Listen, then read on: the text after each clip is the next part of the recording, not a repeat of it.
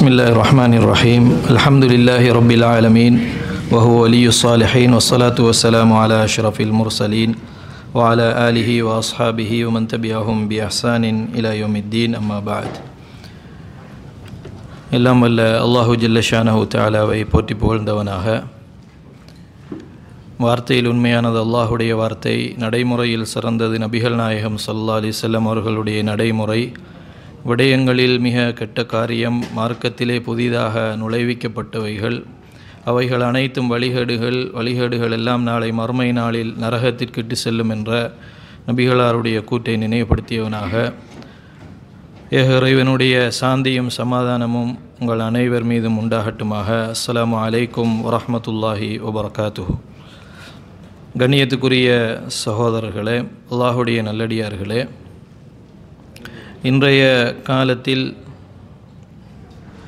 அல்லாஹுக்கு இணை கற்பிக்கக்கூடிய வகையில் எம்முடைய சமூகம் அதிகமாக நகர்ந்து வரக்கூடிய ஒரு சூழ்நிலையை நாங்கள் பார்க்கிறோம். அல்லாஹ் அல்லாதவைகளுக்கு தங்களுடைய வணக்கங்களை செலுத்துவது மாத்திரமல்லாமல் அதற்காக நியாயங்களையும் காரணங்களையும் சொல்லக்கூடிய அளவிற்கு இன்றைய சமூகத்தினுடைய நிலைமை மாறி வருகிறது. அந்த அடிப்படையில் அதிகமாக இன்றைய காலகட்டத்தில் மக்களை இணை வைப்பில் இருந்து பாதுகாக்க வேண்டிய ஒரு அவசியமும் தேவையும் மிக வேகமாக உணரப்படுவதை நாங்கள் அவதானிக்கலாம். கண்ணியத்துக்குரிய சகோதரர்களே, பொதுவாக அல்லாஹுக்கு மாத்திரம் வணக்கத்தை செயல்படுத்தாமல், அவனுக்கு மாத்திரமே வணக்கங்களை புரியாமல், உலகத்திலே உள்ள ஏனைய பொருள்களுக்கும் நல்லடியார்களுக்கும் தங்களுடைய பிரார்த்தனைகளையும் தேவைகளையும் முன்வைக்கக்கூடிய ஒரு சூழ்நிலையில் அதற்கான பல்வேறுபட்ட நியாயங்கள், ஊகங்கள் போன்றவற்றை சொல்லக்கூடியதையும் எங்களால் பார்க்க முடிகிறது. இதை நாங்கள் சுபஹாத்துகள் என்று சொல்கிறோம். சுபஹாத்துகள் என்று சொன்னால் ஒரு பாவத்தை நியாயப்படுத்துவதற்காக வேண்டி அதற்காக பல்வேறுபட்ட காரணங்களை கூறுவதைத்தான் நாங்கள் சுபஹாத்துகள் என்று சொல்கிறோம். இது இன்றைக்கு மாத்திரமல்ல,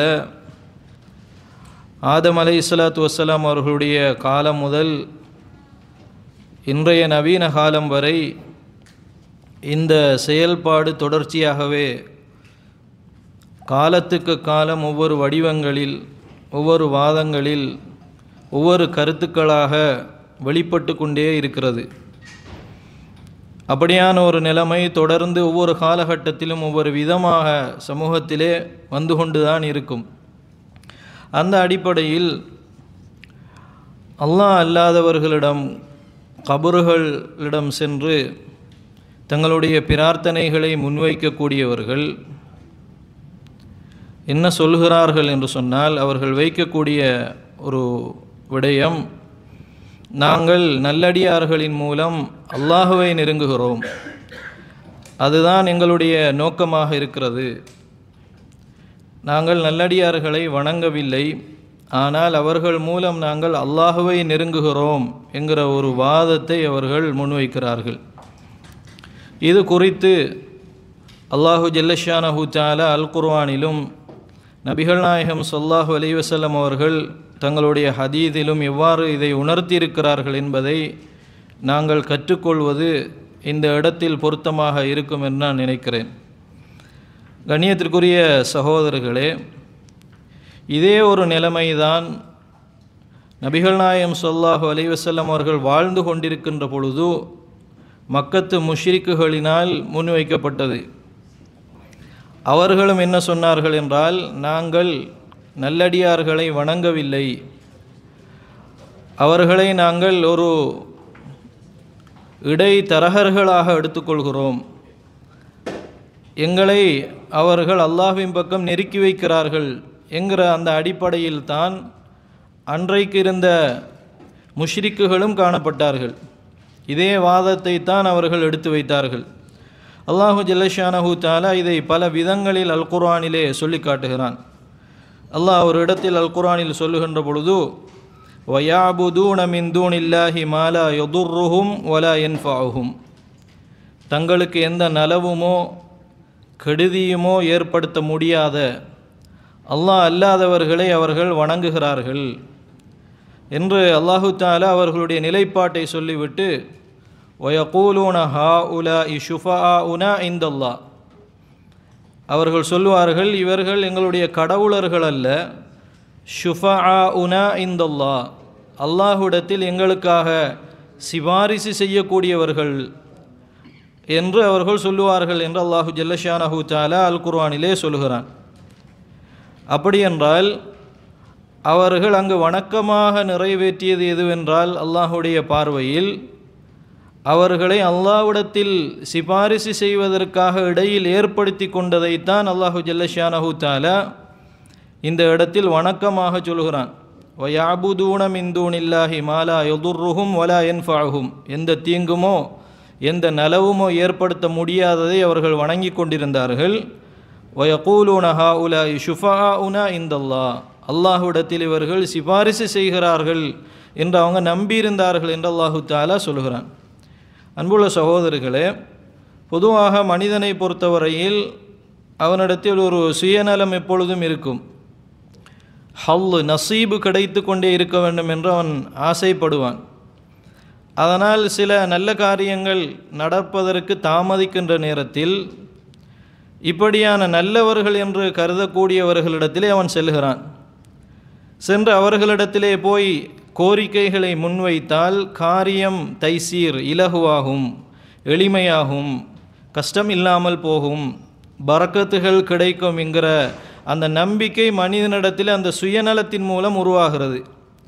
அப்போ தேவைகள் வேகமாக நிறைவேறாத பொழுது மனிதர்கள் தேடிக்கொள்ளக்கூடிய வேறொரு வகையான ஒரு முறைதான் இந்த ஷஃபாஅத் என்று சொல்லப்படக்கூடிய ஒரு விஷயம், சிபாரிசு என்று சொல்லப்படக்கூடிய விடயம்.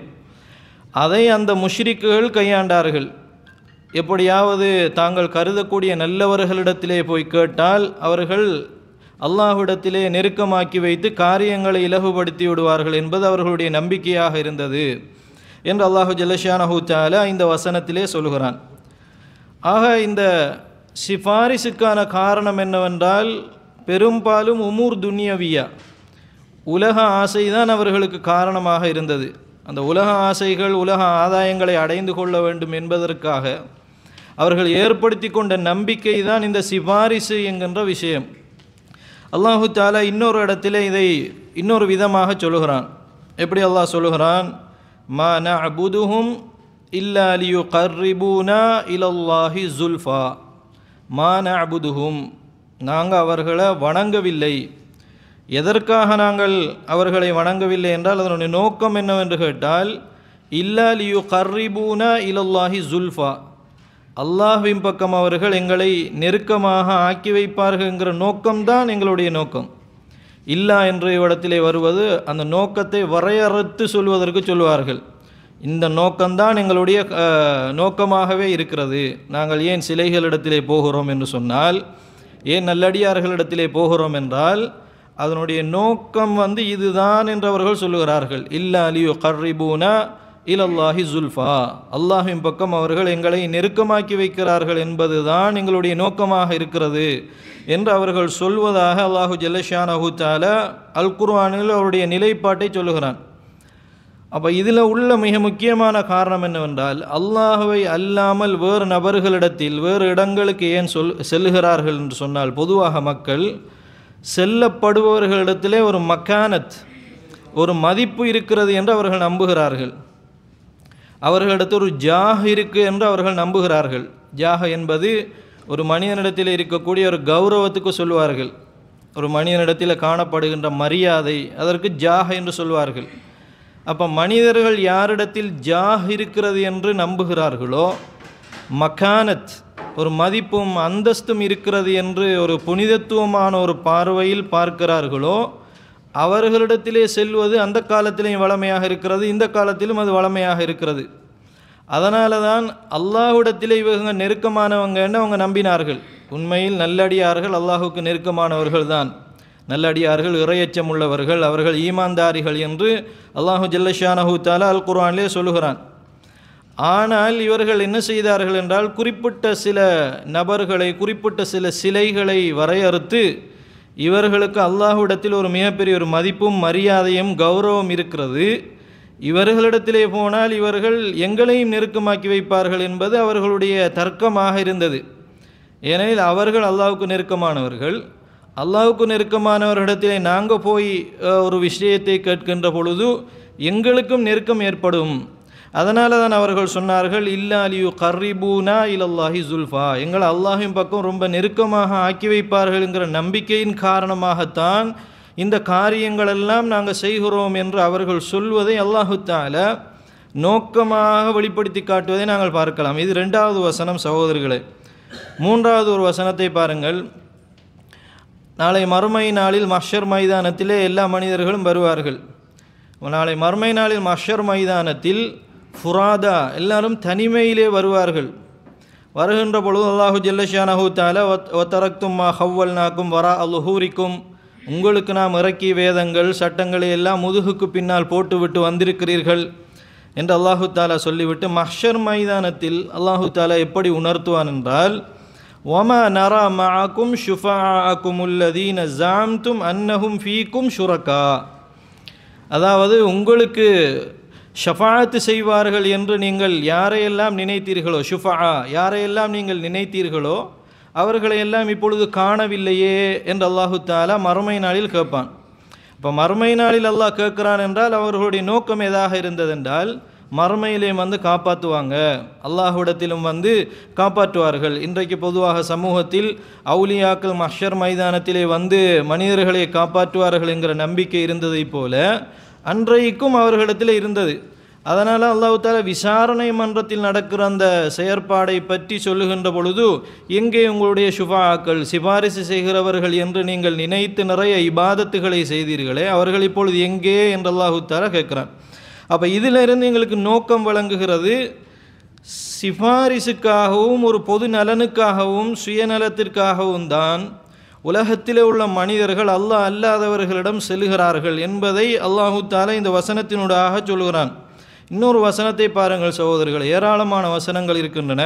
அல்லாஹு தஆலா சொல்லக்கூடிய ஒரு வசனம், ஃபலௌலா நஸரஹுமுல்லதீன இத்தஹது மின் தூனில்லாஹி குர்பானன் ஆலிஹா, ஃபலௌலா நஸரஹுமுல்லதீன இத்தஹது மின் தூனில்லாஹி, அல்லாஹ் அல்லாமல் இவர்கள் எடுத்துக்கொண்ட தெய்வங்கள் எங்கே, அவர்கள் உதவி செய்திருக்க கூடாதா என்று அல்லாஹு ஜல்லஷானஹு தஆலா கேட்டுவிட்டு, குர்பானன் என்று சொன்னால் என்ன, நெருக்கி வைக்கிற அந்த செயற்பாடு. அப்போ அந்த நெருக்கி வைக்கிற செயற்பாடை செய்வதாக நம்பிக்கொண்டு தங்களுடைய இபாதத்துகளை எல்லாம் செய்து கொண்டிருந்தீர்களே, அந்த ஆலிஹத்தெல்லாம் இந்த இடத்திலே ஃபலௌலா நஸரஹும், உதவி செய்திருக்க கூடாதா என்று அல்லாஹு ஜல்லஷானஹு தஆலா கேட்கிறான். இது சம்பந்தமாக ஏராளமான வசனங்கள் அல் குர்ஆனில் இருக்கின்றன. அவ்வளவு வசனங்கள் இருக்கின்றன. அல்லாஹு தஆலா அந்த எல்லா வசனங்களிலும் சொல்லுகிற காரணம் என்னவென்றால், இவங்க அல்லாஹ்விடத்தில் நெருக்கி வைக்கணும் என்பதற்காகவும் சிபாரிசுக்காகவும் தான் அவர்கள் செய்தார்கள். அதுதான் அவர்கள் செய்த மிகப்பெரிய ஷிர்க்கு என்று அல்லாஹு ஜல்லஷானஹு தஆலா சொல்வதை நாங்கள் பார்க்கலாம். ஆக இன்றைக்கு அவுலியாக்களிடத்திலே செல்லக்கூடியவர்கள் வைக்கிற வாதத்திற்கும் அன்றைக்கு அவர்கள் எடுத்து வைத்த வாதத்துக்கும் இடையில் நெருக்கமான தொடர்பு இருக்கிறதை நாங்கள் பார்க்கலாம். ஏனென்றால் இன்றைக்குள்ளவர்களும் ஏதாவது ஒரு நலனை ஒரு அவுலியா பெற்றுத்தருவார் அப்படின்னு நினைக்கிறார்கள். அதுபோன்றுதான் அன்றைய காலத்திலே இருந்தவர்களும் தாங்கள் சார்ந்த கடவுளர்களை நினைத்து கொண்டிருந்தார்கள். இதை அல்லாஹ் அப்படியே அல் குர்ஆனிலே சொல்லி காட்டுவதை, வடித்து காட்டுவதை எங்களால் அவதானிக்க முடிகிறது. அன்புள்ள சகோதரர்களே, மக்கத்து முஷ்ரிக்கள் எப்படி நெருங்கினார்கள் என்ற ஒரு கேள்வி வருகிறதா இல்லையா? இந்த தரகர்களிடத்தில் எப்படி நெருங்கினார்கள்? 2 வகையில் நெருங்கினார்கள். ஒன்று பிசு ஆலிஹிம், அவர்கள் நேரடியாக அவர்களிடத்திலே போய் தங்களுடைய கோரிக்கைகளை வைத்தார்கள். எங்களுடைய கஷ்டங்களை நீக்குங்கள், எங்களுடைய அபசகுணங்களை நீக்குங்கள் என்று நேரடியாகவே தங்களுடைய கோரிக்கைகளை முன்வைத்தார்கள். அதுபோன்று இன்றைக்கும் சமூகத்தில் உள்ளவர்கள் கபுரஸ்தானங்களுக்கு சென்று அதில் அடக்கப்பட்டிருக்கக்கூடியவரிடத்திலே நேரடியாகவே தங்களுடைய கோரிக்கைகளை முன்வைக்கிறார்கள். அதுபோன்று இது முதலாவது ஒரு வடிவம். இரண்டாவது ஒரு வடிவம் என்ன? பில் அமால், அமல்களை கொண்டு நெருங்கினார்கள். அறுத்து பலியிடுவது, தாங்கள் விரும்பக்கூடிய கடவுளர்களுக்கு என்று பிரத்யேகமாக வைத்திருக்கக்கூடிய மிருகங்களை அறுத்து பிராணிகளை அறுப்பது, தவக்குள் வைப்பது, இப்படியா நிறைய செயற்பாடுகளை அமல்களின் மூலம் செய்தார்கள்.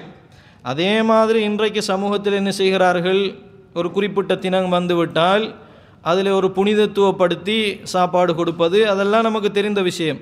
அப்போ எப்படி அன்றைய காலத்தில் நேரடியாக அல்லாஹ்விடத்திலே கேட்பதற்கு பதிலாக தங்களுடைய இடைத்தரகரிடத்திலே கேட்டார்களோ அதே செயற்பாடு இப்பொழுதும் சமூகத்திலே நடக்கிறது. அன்றைக்கு எப்படி அமல்கள் மூலம் இபாதத்துகளின் மூலம் எப்படி நெருங்கினார்களோ அதே மாதிரி இன்றைக்கு சமூகத்திலே நெருங்குவதை நாங்கள் பார்க்கலாம்.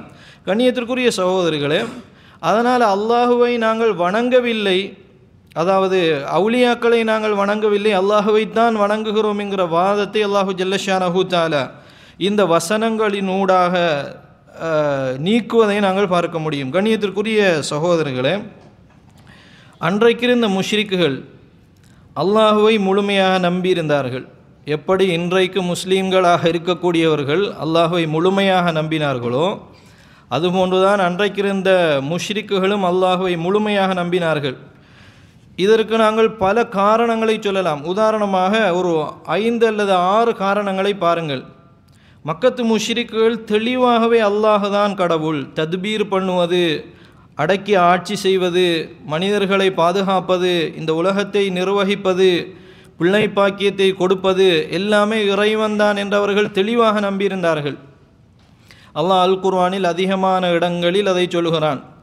யார் இதை செய்தான், வானங்களை படைத்தவன் யார் என்று கேட்டால் அவர்கள் அல்லாஹ் என்று சொல்வார்கள். ஆறுகளை ஓடச் செய்தவன் யார் என்று கேட்டால் அவர்கள் அல்லாஹ் என்று சொல்வார்கள். யுதப்பிருல் கவுன், இந்த உலகத்தை நிர்வகிப்பவன் யார் என்று கேட்டால் அவர்கள் என்ன சொல்வார்கள், அல்லாஹ் என்று சொல்வார்கள். அந்த நிர்வகிக்கிற ஆற்றலும் படைப்பு என்கிற விஷயத்தையும் ரப்பு என்பதை அவர்கள் யாருக்குமே விட்டு கொடுக்கவில்லை. நிறைய குர்ஆன் வசனங்கள் வருகின்றன, அவர்களிடத்திலே நீங்கள் கேட்டு பாருங்கள். ஃபஸயகூலூன், அவர்கள் சொல்வார்கள் அல்லாஹ் தான் படைக்கிறான் என்று சொல்வார்கள். அதில் எந்த மாற்று கருத்தும் அவர்களுக்கு இருக்கவில்லை. இன்னொரு கட்டத்தை பாருங்கள். 2வது காரணம், மக்கத்து முஷ்ரிக்குகள் கஷ்டமான நிலையில் யாரை அழைத்தார்கள்? மக்கத்து முஷ்ரிக்குகள் கஷ்டமான நிலையில் யாரை அழைத்தார்கள்? அல்லாஹுவைத்தான் அழைத்தார்கள். சாதாரணமான நிலைமையில் அவர்களுடைய கடவுளர்களிடத்திலே சென்று போய் தங்களுடைய கோரிக்கைகளை முன்வைத்தார்கள். ஆனால் அதே நேரத்தில் கஷ்டம் என்று வந்துவிட்டால் வைதா கஷியஹும் மௌஜுன் கல்லுலலி, பெரும் அலைகளிடத்திலே அவர்கள் மாட்டிக்கொள்வார்களே ஆக இருந்தால் தஅவுல்லாஹ முஹ்லிஸீன லஹுத்தீன, அவர்கள் அல்லாஹுக்கு என்று இஹ்லாஸாக அந்த பிரார்த்தனை அல்லாஹ்விடத்திலே மாத்திரம்தான் என்ன செய்வார்கள், முன்வைப்பார்கள். அப்போ கஷ்டத்திலே அவர்கள் அல்லாஹுவை அழைக்கிறார்கள் என்று சொன்னால் அவர்கள் கஷ்டத்திலே இருந்து பாதுகாப்பவன் அல்லாஹ் என்று நம்பியிருந்தார்கள். கஷ்டத்திலே இருந்து பாதுகாப்பவன் யார், அல்லாஹ் என்று நம்பியிருந்தார்கள். அந்த இக்ரார் அவர்களிடத்திலே இருந்ததனால தான் கடலிலே போய் மாட்டிக்கொள்கின்ற பொழுது அவர்கள் அல்லாஹ்விடத்திலே கையேந்தினார்கள். இது 2வது காரணம். 3வது காரணத்தை பாருங்கள் சகோதரர்களே, அல்லாஹுவை தவிர கஷ்டமான நிலைமையில் யாராலும் காப்பாற்ற முடியாது என்றும் நம்பினார்கள். அழைத்தது மாத்திரமல்ல, அஜிஸ், ஏனைய கடவுளர்களுக்கு அல்லாஹுவை தவிர யாராலும் காப்பாற்ற முடியாது என்றும் நம்பினார்கள். இந்த வசனம் அதுக்கு சான்றாக இருக்கிறது. ஏன்னா முடியும் என்றிருந்தால் அவர்கள் யாரிடத்திலே கேட்டிருப்பார்கள், யா ஹுபல் என்று அழைத்திருப்பார்கள், யா உஸ்ஸா என்று அழைத்திருப்பார்கள். அப்போ கஷ்டமான நிலைமையில் தாங்கள் கட்டிக்காக்கக்கூடிய பாதுகாக்கக்கூடிய கடவுளர்கள் பாதுகாப்பார்கள் என்ற நம்பிக்கை அவர்களிடத்தில் இருந்திருந்தால் கஷ்டத்திலும் அவர்கள் யாரை அழைத்திருக்க வேண்டும், அந்த கடவுளர்களை அழைத்திருக்க வேண்டும். ஆனால் அவர்கள் அழைக்கவில்லை. அப்போ அது எங்களுக்கு எதை காட்டுகிறது என்றால் அஜிசுல் ஆலிஹா, அந்த கடவுளர்களால் முடியாது, அந்த இடத்தில் அல்லாஹ் மட்டும்தான் பாதுகாப்பான் என்கிற நம்பிக்கை அவர்களுக்கு இருந்தது. இது எத்தனாவது காரணம்? 3வது காரணம். 4வது ஒரு காரணத்தை பாருங்கள் சகோதரர்களே, அவர்களுடைய நிலைப்பாடாக உச்சபட்சமாக அவர்கள் நினைத்திருந்தது எது என்றால் இந்த ஆலிஹத்துகள், அது உஸ்ஸாவாக இருக்கலாம், ஹுபலாக இருக்கலாம், எதுவாக இருந்தாலும் ஒரு கட்டத்துக்கு மேலால் ஷஃபாத் என்கிற ஒரு விஷயத்துக்கு மேலால் எதுவும் செய்ய முடியாது என்பதுதான் அவர்களுடைய நம்பிக்கையாக இருந்தது. ஷஃபாத் செய்வார்கள் என்கிற நம்பிக்கையை தவிர வேறு அதை தாண்டிய ஒரு நம்பிக்கை அவர்களிடத்திலே இல்லாமல் இருந்தது. அதுதான் அவருடைய உச்சபட்சமான நம்பிக்கை. நிறைய குர்ஆன் வசனங்களை நாங்கள் பார்க்கலாம். இது 4வது ஒரு விஷயம். 5வது மிக முக்கியமான ஒரு விஷயம் இருக்கிற அவர்களுடைய நம்பிக்கையை பாருங்கள். கடவுளர்களும் அல்லாஹ்வுக்கு சொந்தமானவர்கள் என்றுதான் அவர்கள் நம்பியிருந்தார்கள். யாரிடத்தில் போய் தங்களுடைய உதவிகளை கேட்கிறார்களோ அவர்களும் மம்லூக்கத்துன் லில்லா, அல்லாஹ்வுக்கு சொந்தமானவர்கள் என்றுதான் அவர்கள் நம்பியிருந்தார்கள். உதாரணமாக பாருங்கள், இப்னு அப்பாஸ் ரலியல்லாஹு அன்ஹு அவர்கள் அறிவிக்கக்கூடிய செய்தி, அல்லாஹ்வுடைய தூதர் ஸல்லல்லாஹு அலைஹி வஸல்லம் அவர்கள் முஷ்ரிக்கீங்களுடைய தல்பியாவை செவியுட்டார்கள். அதாவது முஷ்ரிக்குங்கள் அவங்களுக்கு என்ற ஒரு முறை, ஒரு தல்பியா இருக்குமே, அவர்கள் தங்களுடைய வளமையை சொல்லக்கூடிய தல்பியா. எப்படி அவர்கள் தல்பியா சொல்லுவார்கள்? லப்பைக லா ஷரீக லக் என்று ஆரம்பிப்பார்கள். லப்பைக லா ஷரீக லக், நாங்கள் சொல்வதைப் போலவே ஆரம்பிப்பார்கள். அப்பொழுது நபிகள் நாயகம் ஸல்லல்லாஹு அலைஹி வஸல்லம் அவர்கள் சொல்லுவார்கள், லப்பைக, இறைவா உன்னிடத்திலே வந்துவிட்டேன். அவர்கள் சொல்லக்கூடிய வார்த்தை லா ஷரீக லக், உனக்கு இணையாக யாருமே இல்லை என்று அவர்கள் சொல்லுவார்கள். சொல்லும் பொழுது அல்லாஹ்வுடைய தூதர் ஸல்லல்லாஹு அலைஹி வஸல்லம் அவர்கள் என்ன சொல்வார்கள் என்றால், வைலக்கும் கது கது, வைலக்கும் கது கது என்று அல்லாஹ்வுடைய தூதர் சொல்வார்கள். வைலக்கும், உங்களுக்கு நாசம் உண்டாகட்டும், நாசம் உண்டாகட்டும். கது கது, கது என்றால் போதும் போதும், இதோடு நிறுத்தி கொள்ளுங்கள். வைலக்கும் அல்லாஹ்வுடைய தூதர் சொல்கிறார்கள். ஏனென்றால் அதற்கு அங்காலும் ஒரு வாசகத்தை அவர்கள் சேர்த்தார்கள். என்ன வாசகம்? இல்லா ஷரீக்கன், அல்லாஹ்வை தவிர இணை துணை யாரும் கிடையாது, அல்லாஹுக்காக என்று இன்னொரு ஒப்பாகக்கூடிய எந்த கடவுளர்களும் கிடையாது என்று சொல்லிவிட்டு இல்லா ஷரீக்கன், இன்னொரு இணை ஒன்று இருக்கிறது என்று சொல்லுவார்கள். இன்னொரு இணை ஒன்று இருக்கிறது என்று சொல்லிவிட்டு அதை எப்படி சொல்லுவார்கள் என்றால், தம்லிக்குஹு, அந்த இணையும் உனக்குத்தான் சொந்தமானது என்று சொல்லுவார்கள். அன்புள்ள சகோதரர்களை, வமா மலக்க, யாரை கடவுளாக எடுத்துக்கொள்கிறார்களோ இறைவா அவர்களும் உனக்கு சொந்தமானவர்கள் என்று சொல்வார்கள். அப்போ யாரை கடவுளர்களாக எடுத்துக்கொண்டார்களோ அவர்களும் அல்லாஹ்வுக்குரியவர்கள் என்று நம்பியிருந்தார்கள். ஆனால் தங்களுடைய வணக்கங்களை யாருக்கு போய் செலுத்தினார்கள்? அவர்களுக்கு போய் செலுத்தினார்கள். அன்புள்ள சகோதரர்களை, அதனால தான் எங்களுடைய தல்பியாவில் ஷிர்க் என்பது ஒழிக்கப்பட்டு முழுக்க முழுக்க அந்த தௌஹீத் என்கிற அந்த பிரகடனம் நம்முடைய தல்பியாவில் இருக்கிறது. அவர்களுடைய தல்பியாவில் ஒன்றை இணையாக எடுத்துக்கொள்வார்கள், எடுத்துக்கொண்டு அதுவும் அல்லாஹ்வுக்கு சொந்தமானது என்று சொல்கிறார்கள். அன்புள்ள சகோதரர்களை, அதனால தான் அல்லாஹு ஜல்லஷானு தஆலா ஆறாவது ஒரு காரணமாக அல்லாஹு தாலா சொல்கிறான், இவர்களிடத்திலே ஈமானும் இருந்தது ஆனால் ஷிர்க் இருந்தது என்று அல்லாஹு தாலா சொல்கிறான். வமா யுமினு அக்ஸருஹும் பில்லாஹி இல்லா வஹும் முஷ்ரிகூன் என்று அல்லாஹு தாலா சொல்கிறான். அவர்களிடத்திலே ஈமான் இருந்தது ஆனால் அவர்கள் ஷிர்க் வைக்கக்கூடியவர்களாக இருந்தார்கள் என்று அல்லாஹு ஜல்லஷானஹு தஆலா சொல்கிறான். அன்புள்ள சகோதரர்களே, இந்த 6 காரணங்களையும் எதற்காக நான் சொன்னேன் என்றால், அவர்களுக்கும் ஆழமான நம்பிக்கை இருந்தது, இறைவன்தான் படைத்தவன், இறைவனை தவிர யாராலும் படைக்க முடியாது, இந்த உலகத்தை ஆதிக்கம் செலுத்தக்கூடிய ஒரே ஒரு ரப்பு இறைவன்தான் அப்படிங்கிற நம்பிக்கை அவர்களிடத்திலும் இருந்தது. ஆனால் அவர்கள் செய்த மிகப்பெரிய பாவம் என்ன? தங்களுடைய வணக்கங்களை அல்லாஹுக்கு மாத்திரம் செலுத்தாமல் ஏனையவர்களுக்கும் கொண்டு போய் செலுத்தினார்கள். அதுதான் அவர்கள் செய்த ஷிர்க்காக அல்லாஹு ஜல்லஷானஹு தஆலா அதிகமான இடங்களிலே அறிமுகப்படுத்துவதை நாங்கள் பார்க்கலாம். அல்லாஹ் அல் குர்ஆனில் கடுமையான விஷயங்களை அல்லாஹ் சொல்கிறான். ஷிர்க்கை தவிர ஏனைய பாவங்களை நான் மன்னிப்பேன், ஆனால் ஷிர்க்கை நான் என்ன செய்ய மாட்டேன், மன்னிக்கவே மாட்டேன் என்று அல்லாஹு தஆலா சொல்கிறான். ஷிர்க் செய்யக்கூடியவர் எப்படிப்பட்டவர் என்று சொன்னால், வானத்திலே இருந்து ஒரு மனிதர் விழுந்தவரை போல, பறவை அவரை கொத்தி கொத்தி சாப்பிடுவதை போல என்று அல்லாஹு ஜல்லஷானஹு தஆலா அல் குர்ஆனிலே சொல்கிறான். யார் ஷிர்க் வைக்கிறார்களோ அவர்களுக்கு நாம் சுவர்க்கத்தை தடை செய்து விட்டோம் என்று அல்லாஹு ஜல்லஷானஹு தஆலா சொல்கிறான். இவ்வளவு கடினமான அல்லாஹ்வுடைய வார்த்தைகள் ஏன் சொல்லப்படுகிறது என்றால், அவர்கள் அல்லாஹுவை நம்பியதோடு மாத்திரம் நிறுத்தி கொள்ளாமல் தங்களுடைய இபாதத்துகளில் அல்லாஹ் அல்லாதவர்களை இணைத்தார்கள் என்பதை நாங்கள் பார்க்கலாம். அதாவது அவர்கள் செய்த ஷிர்க் எதில் வருகிறது என்றால், உலூஹியாவிலே வருவதைத்தான் நாங்கள் பார்க்கிறோம். உலூஹியா என்று சொன்னால் என்ன? எங்களுடைய இபாதத்துகள், நாங்கள் செய்யக்கூடிய சகல வணக்க வழிபாடுகளும் அல்லாஹுக்கு மாத்திரமானது என்று சொல்வது. குல் இன்ன ஸலாத்தி வ நுசுகி வ மஹ்யாய வ மமாத்தி லில்லாஹி ரப்பில் ஆலமீன். அப்போ ஒரு பாதியை எடுத்து இன்னொரு பாதியை அவர்கள் விட்டு விட்டார்கள். அதனால தான் அஹ்லு சுன்னா வல் ஜமாஅத்தினர் சொல்வார்கள், தூய்மையான அகீதாவிலே பயணிக்கக்கூடியவர்கள் சொல்வார்கள் என்ன?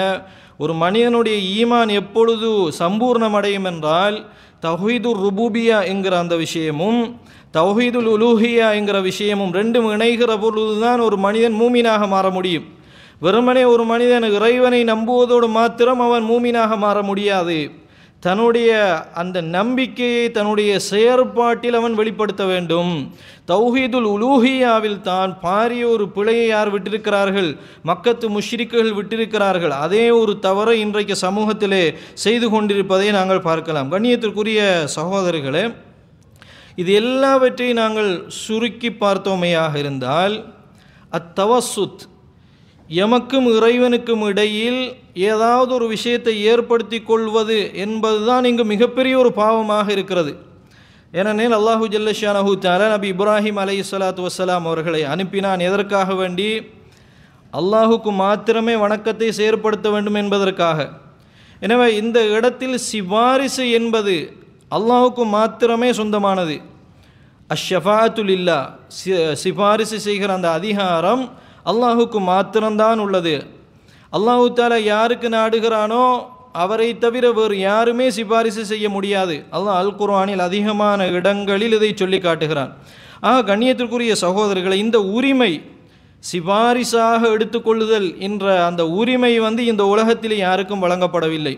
ஒரு மனிதனுடைய செருப்பின் வார் அறந்தால் கூட அவன் நேரடியாக அல்லாஹ்விடத்திலே தான் கேட்க வேண்டும் என்று நபிகள் நாயகம் ஸல்லல்லாஹு அலைஹி வஸல்லம் அவர்கள் சொல்வதை நாங்கள் பார்க்கலாம். ஆனால் இன்றைக்கு சமூகத்தில் அந்த நிலைமை மாறி இருக்கிற ஒரு சூழ்நிலை இன்றைக்கு அதிகமாக எங்களால் பார்க்க முடிகிறது. அன்புள்ள சகோதரர்களே, ஒரு மனிதன் அல்லாஹுதான் படைக்கிறான் என்கிற நம்பிக்கை வந்துவிட்டால் அல்லாஹுக்கும் மாத்திரம்தான் அந்த வணக்கத்தை நிறைவேற்ற வேண்டும் என்கிற நம்பிக்கை அதனுடையோடு இணைந்தே வந்துவிடும். ஒரு நாணயத்தினுடைய இரண்டு பக்கங்கள் இருப்பதை போல தௌஹீதுர் ருபூபியாவை ஒரு மனிதன் நம்பிவிட்டால் அடுத்த நம்பிக்கை எதுவாக இருக்க வேண்டும்? அதனுடைய பிரதிபலிப்பு அல்லாஹுக்காகத்தான் செயற்படுத்த வேண்டும் என்கிற நம்பிக்கை அதனோடு இணைய வேண்டும். இணைவது என்பது இயல்பாகவே வரும். தௌஹீதுர் ருபூபியாவும் தௌஹீதுல் உலூஹியாவும் ஒன்றோடு ஒன்று பின்னி பிணைந்தது. ஒன்றை நாங்கள் இல்லாமலாக்கி விட்டோம் என்று சொன்னால் இன்னொன்று இல்லாமல் போய்விடும். தௌஹீதுர் ருபூபியா என்று சொல்வது, அன்புள்ள சகோதரர்களே, அல்லாஹுடைய செயற்பாட்டை கொண்டு அல்லாஹுவை நாங்கள் ஒருமைப்படுத்துவது. தௌஹீதுல் உலூஹியா என்பது எங்களுடைய செயற்பாடை கொண்டு அல்லாஹு ஜல்லஷானஹு தஆலாவை ஒருமைப்படுத்துவது. இந்த ரெண்டும் இணைகிற பொழுதுதான் ஒரு மனிதனுடைய ஈமான் பரிபூர்ணம் அடைகிறது என்பதை நாங்கள் பார்க்கலாம். அதனால தான் அல்லாஹு ஜல்லஷானஹு தஆலா அல் குர்ஆனில் அதிகமான இடங்களில் அஃபலா தத்தகூன் என்று அல்லாஹு தஆலா கேட்கிறான். நீங்கள் இறையச்சம் கொள்ள மாட்டீர்களா? அல்லாஹ் தான் ரிஸ்க் தருகிறான் என்று நம்புகிறீர்கள், ஆனால் அல்லாஹ்விடத்திலே கேட்காமல் இருக்கிறீர்கள். அல்லாஹு ஜல்லஷானஹு தஆலா தான் உங்களுக்கு பிள்ளை பாக்கியத்தை தருகிறான் என்று நம்புகிறீர்கள், ஆனால் அல்லாஹ்விடத்திலே கேட்காமல் இருக்கிறீர்கள். அல்லாஹ் தான் உங்களுடைய ஷர்றுகளை நீக்குகிறான் என்று நம்புகிறீர்கள், ஆனால் அல்லாஹ்விடத்திலே போய் நீங்கள் உங்களுடைய தேவைகளை நிறைவேற்றாமல் இருக்கிறீர்கள். இது ஒன்றுக்கொண்டு முரணாக வல்லவா இருக்கிறது. அதனால தான் அல்லாஹு ஜல்லஷானஹு தஆலா கேட்கிறான், அம்மன் ஹலகஸ் ஸமாவாதி வல் அர்த, வானங்களை பூமியையும் படைத்தவன் யார் என்று அவர்களிடத்திலே கேட்டால் அவர்கள் அல்லாஹ் என்று சொல்வார்கள் என்று அல்லாஹ் சொல்லிவிட்டு, நீங்கள் நல்லுபதேசம் பெற மாட்டீர்களா? அஃபலா தத்தகூன், நீங்கள் இறையச்சம் உள்ளவர்களாக இருக்க மாட்டீர்களா என்று அல்லாஹு ஜல்லஷானஹு தஆலா கேட்கிறான். ஆக ஷிர்கில் ஈடுபடக்கூடிய சகோதரர்களிடத்திலே உள்ள மிக முக்கியமான பாரதூரமான விஷயம் என்னவென்றால், அவர்களிடத்திலே ஒன்று இறையச்சம் இல்லாததால் செய்து கொண்டிருப்பார்கள்.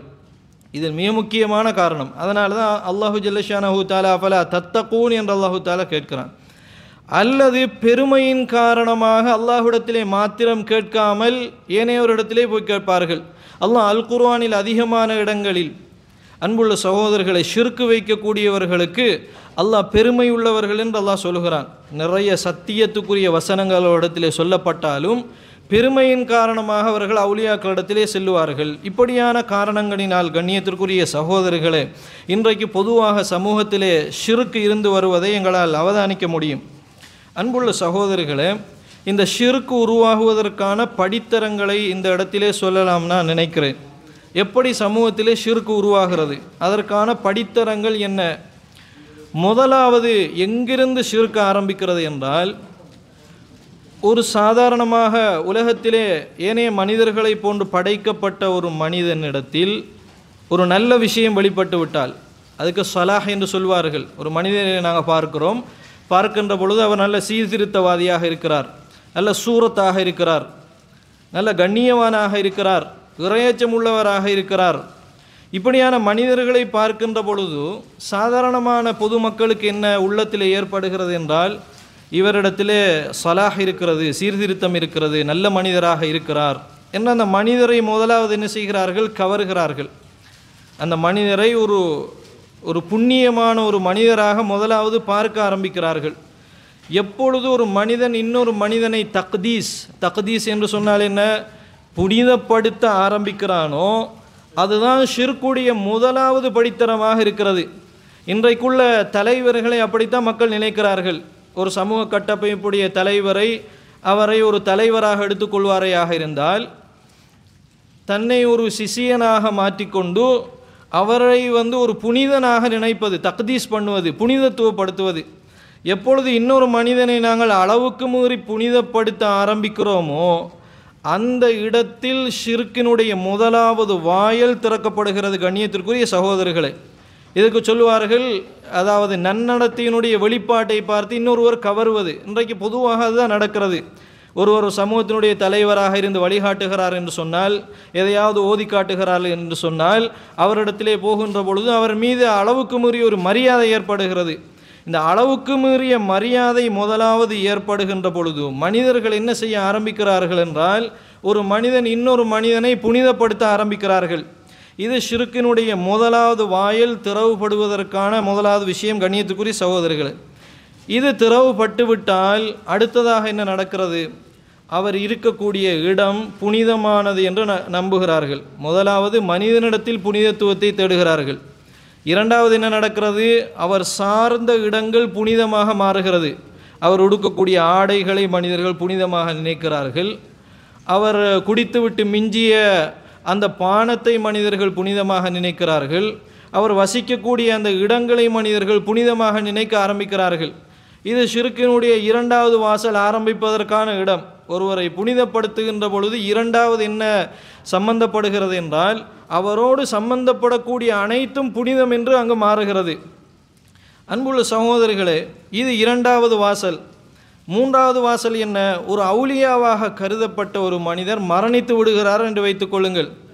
மரணிக்கின்ற பொழுது ஒரு இடத்தில் அவர் என்ன செய்யப்பட்டால், அடக்கம் செய்யப்பட்டால், இப்பொழுது அந்த புனிதம் அந்த கபருக்கு மாறுகிறது. அவரிலிருந்து அவரோடு தொடர்பட்ட இடங்களுக்கு மாறிய அந்த புனிதம் மூன்றாவது எந்த கட்டத்துக்கு வருகிறது? அவர் அடக்கப்பட்ட அந்த கபருக்கு வருகிறது.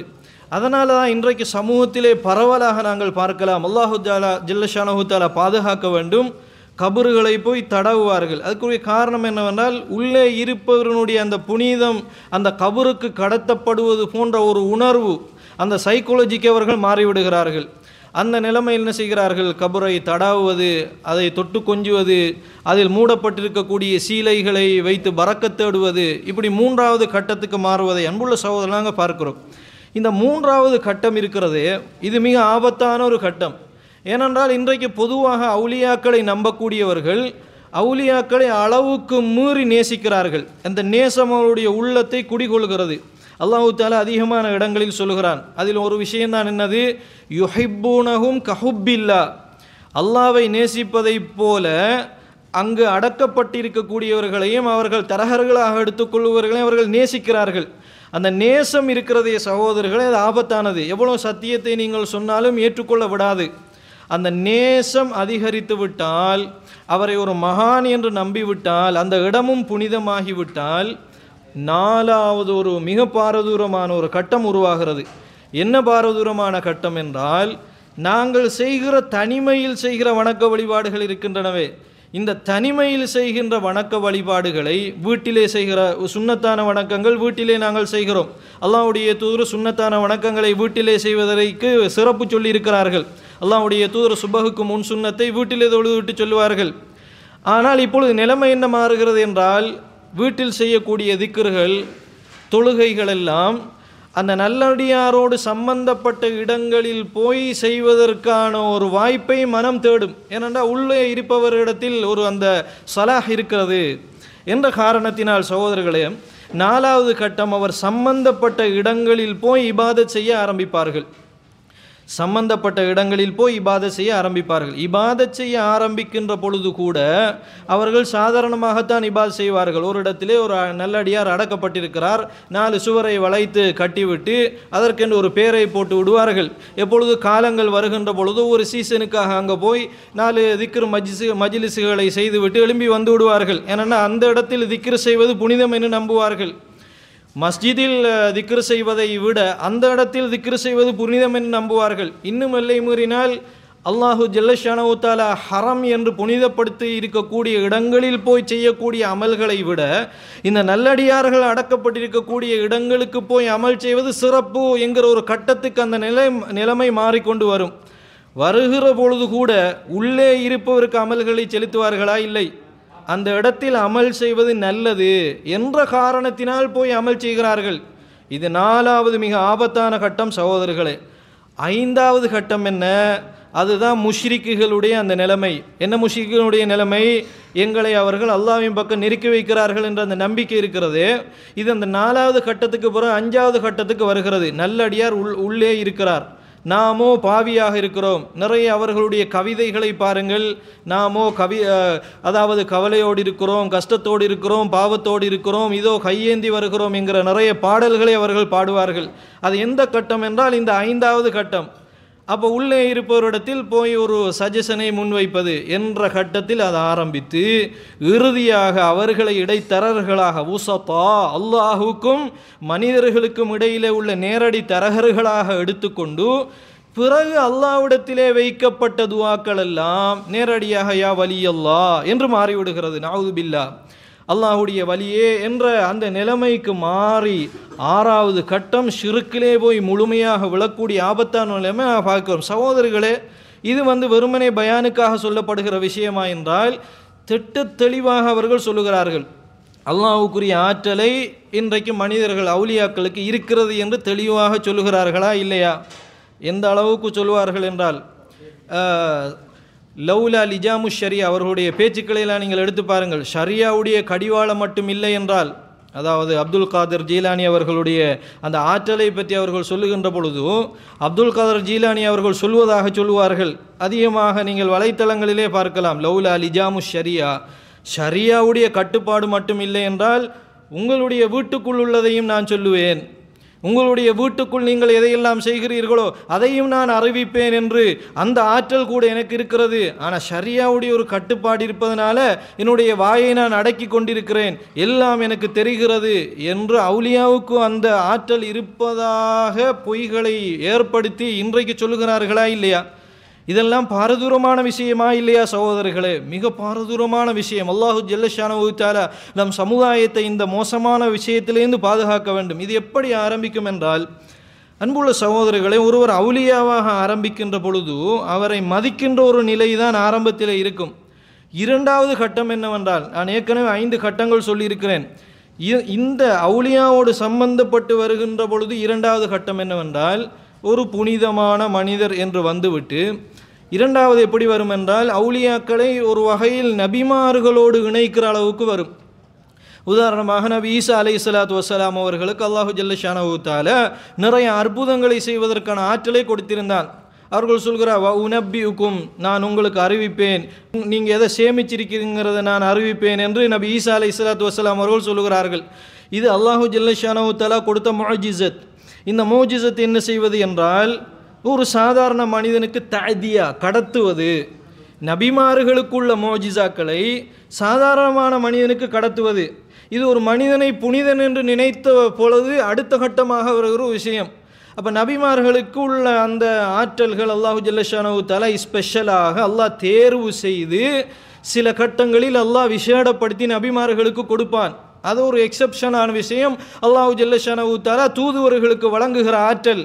அந்த ஆற்றல் என்ன செய்வாங்க என்று சொன்னால், அன்புள்ள சகோதரர்களே, அவுலியாக்களுக்கும் அப்படியே அதை கடத்தி விடுவார்கள். அல்லாஹ்வுடைய தூதர் தொழுது கொண்டிருக்கின்ற பொழுது உங்களுக்கு பின்னால் என்ன நடக்கிறது என்பதை நான் சொல்லுவேன் என்று சொல்லுவார்களே. இது மாதிரியான பண்புகளை எல்லாம் யாருக்கு கடத்துவது? அவுலியாக்களுக்கு கடத்தி இரண்டாவது கட்டமாக நபிமார்களையும் அவுலியாக்களையும் ஒன்றிணைப்பு. எந்த அளவுக்கு சொல்வார்கள் என்றால், அல்லாஹ்வுடைய தூதருடைய உமிழ் நீர் அவுலியாக்களுடைய வாயில் இருக்கிறதாம். அல்லாஹ்வுடைய தூதர் ஸல்லல்லாஹு அலைஹி வஸல்லம் அவர்களுடைய அந்த சிஃபத்து, அவர்களுக்கு இருக்கக்கூடிய அந்த ஆற்றல் எல்லாம் வலிமார்களுக்கு கடத்தப்பட்டிருக்கிறது என்ற நம்பிக்கையில் இன்றைக்கு ஒரு சமூகம் வாழ்ந்து கொண்டிருக்கிறார்கள். அல்லாஹ் பாதுகாக்க வேண்டும். இந்த நபிமார்களோடு ஒப்பிடுதல் அப்படிங்கிறது தான் அடுத்த கட்டத்துக்கு கொண்டு போய் சேர்க்கிறது. யாரோடு கொண்டு போய் சேர்க்கிறது? அல்லாஹுடைய ஸ்தானத்திலே கொண்டு போய் சேர்க்கிறது. இப்பொழுதுதான் நீங்கள் இந்த வசனங்களை எல்லாம் சிந்தித்து பார்க்க வேண்டும். மக்கத்து முஷ்ரிக்கள் என்ன சொன்னார்கள்? அவர்கள் எங்களுடைய இடைத்தரகர்கள் என்று தான் சொன்னார்கள். இந்த நம்பிக்கையெல்லாம் வைத்து கொண்டிருக்கக்கூடிய இவர்களிடத்திலே நீங்கள் போய் கேட்டால் என்ன சொல்வார்கள்? அல்லாஹ் தான் படைப்பவன், அல்லாஹ் தான் ஆற்றலுடையவன் எல்லாம் சொல்வார்கள். ஆனால் செயற்பாடுகள் அனைத்தும் மாற்றமாக இருப்பதை நாங்கள் பார்க்கலாம். கண்ணியத்திற்குரிய சகோதரர்களே, இந்த நிலைமை மாற வேண்டும். இன்றைக்கு பாடக்கூடிய மௌலிது மஜ்லிஸ்களில் பாடக்கூடிய பாடல்கள் இன்ஷா அல்லாஹ் இதையெல்லாம் ஒரு தலைப்பாக நாங்கள் மீண்டும் பேச வேண்டிய ஒரு காலகட்டத்துக்கு வந்திருக்கிறோம் சகோதரர்களே. ஏன்னா இந்த ஷிர்கை பற்றிய அந்த விஷயங்கள் சமூகத்துக்கு மத்தியில் பேசப்படவில்லை என்றால் அல்லாஹு ஜல்லஷானஹு தஆலா சமூகத்தில் உள்ள பரக்கத் எல்லாவற்றையும் எடுத்து விடுவான். அனைத்து வகையான முசீபத்துகளும் ஒரு சமூகத்திடத்திலே வந்து சேர்ந்துவிடும். இன்றைக்கு என்ன நிலைமையாகிவிட்டது என்றால், இன்றைக்கு வேண்டும் என்றே சில ஷிர்கான காரியங்களை உருவாக்கி செய்யக்கூடிய ஒரு பாரதூரமான ஒரு நிலைமைக்கு நாங்கள் வந்திருக்கிறோம். அன்புள்ள சகோதரர்களே, இதை ஒரு தலைப்பாக எடுத்து நான் உங்களுக்கு பேசுவதற்கான காரணம் என்னவென்றால், அடிக்கடி இதை நாங்கள் பேசுகின்ற பொழுதுதான் தௌஹீத் என்கிற அந்த ஏகத்துவம் பலப்படும், ஈமான் அப்பொழுதுதான் உறுதிப்படுத்தப்படும். நாளை மறுமை நாளில் சுவர்க்கம் செல்வதற்கான அந்த வாய்ப்பும் இப்படியான விஷயங்களின் மூலமாகத்தான் எங்களுக்கு கிடைக்கும் என்பதை நாங்கள் புரிந்து கொண்டு அடிக்கடி இந்த அகீதா சம்பந்தப்பட்ட விஷயங்களை நாங்கள் ஞாபகப்படுத்தி கொள்ள வேண்டும். நிறைய குர்ஆன் வசனங்கள் தௌஹீதோடு இணைந்து வரக்கூடிய, அல்லாஹ்வை மட்டும் வணங்க வேண்டும் என்கிற வசனங்கள் நிறைய நீங்கள் மனப்பாடம் செய்ய வேண்டும். கண்ணியத்திற்குரிய சகோதரர்களே, நான் வெறுமனே ஒரு சில வசனங்களை மாத்திரம் நான் சொல்லியிருக்கிறேன். ஆனால் அல்லாஹு ஜல்லஷானஹு தஆலா ஏராளமான இடங்களிலே சொல்லுகிறான். அதை நாங்களும் படித்து இந்த சமூகத்தை இறைவனுக்குரிய சமூகமாக மாற்றி அமைப்பதற்கு எல்லாம் வல்ல ரப்புல் ஆலமீன் எனக்கும் உங்களுக்கும் அருள் புரிவானாக. வ ஆஹிரு தஅவானா அனில் ஹம்துலில்லாஹி ரப்பில் ஆலமீன்.